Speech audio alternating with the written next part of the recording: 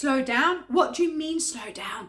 I don't know how to slow down. There's so much to do, so much to see, so much just constant doing lists. My list is so long, it never ending. I don't know how to slow down. Neither did I until I learned that it was a very important part of my trauma and healing from what I'd been going through. And I think it's also in general, we need to learn how to do this and get out of that sense it's a badge of honor. I'm Chantal, Reiki master and psychotherapist here at Unfold Your Freedom. I'm going to talk to you about how do I slow down. Now, in the previous video, I talked about is urgency a sign of trauma? Yes, it is. So always remember when I do these videos, it's about education. It's about getting you to think about things, to ponder, and then go and seek help. So they're educational only, okay? So when you have this sense of urgency in you, you actually don't know how to slow down. It is too scary. It is too frightening. You just keep going. So I'm going to take you through, I'm going to actually read some of these and take you through some of them because it's so important for our physical health, our mental health, spiritual and emotional health is to slow down because that is part of life. That is part of what we need to do. We have a nervous system that is meant to be balanced, so called in homeostasis. And we have the nervous system, I've just gone blank on it, the sympathetic nervous system, there we are. That's the go, the do, the whatever. You get revved up, high alert, flight or fright, which is normal. Then when it's finished, you feel you're out of danger, which is what was in those old days, or you're out of the stress or the busyness. Your body needs to go back into the parasympathetic nervous system to slow down. That creates the balance in our life. That is what supports us. But we go, and eventually we run out. I was constantly on the go because I didn't realize fear-based, and I actually ended up having a nervous breakdown. Even then, I still didn't get it. It took me a long time to realize I needed to slow down more. So that's when I started bringing things in my life to support myself. So, okay, how can you slow down? What can you do to support you with this sense of urgency? Okay, have fun. Have fun. Be silly. We've forgotten what it's like to be silly. You know, play with children if you have children, grandchildren, and be silly, laugh, watch a movie that makes you giggle. Anything you can do with that, okay?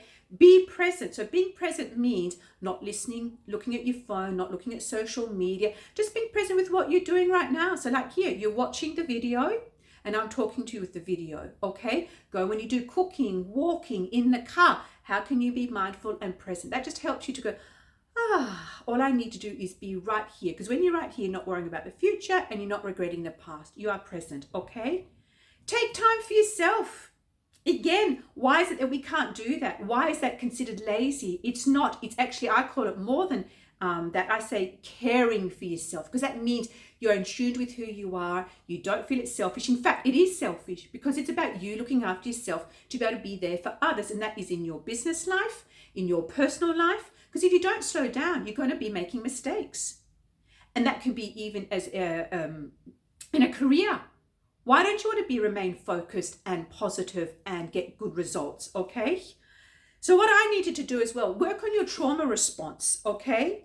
Work on what it is that triggers you. That will help you to slow down, all right?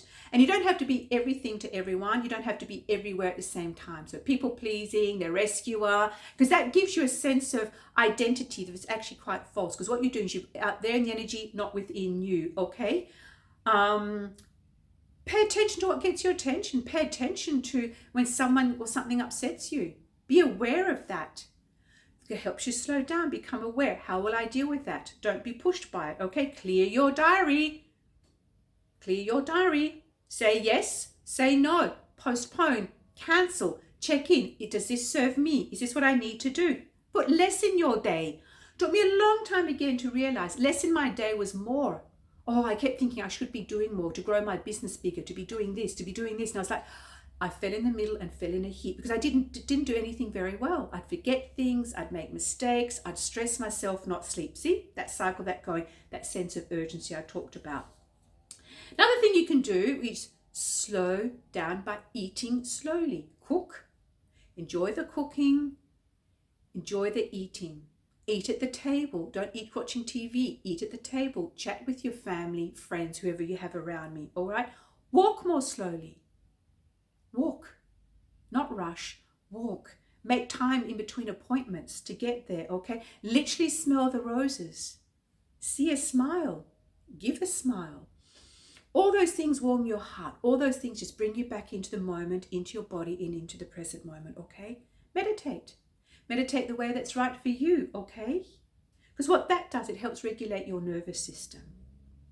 Okay, so that what you now do is you start to focus on what's important in your life, okay? Because you want to stay healthy, physically, mentally, emotionally, and spiritually. What you'll find is you'll start to also come back into your intuition, into your body, listening to that beautiful body of ours, okay?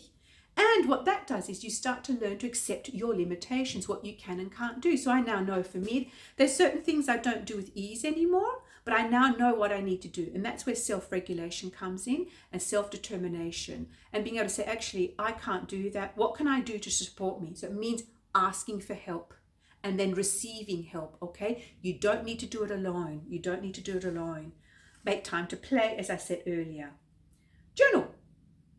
I'll pop the link up here. Journal. Write things out, because what you put in your head, words, put out on paper, helps clear, and then other new things can come in. Then you can start reframing and transforming, all right?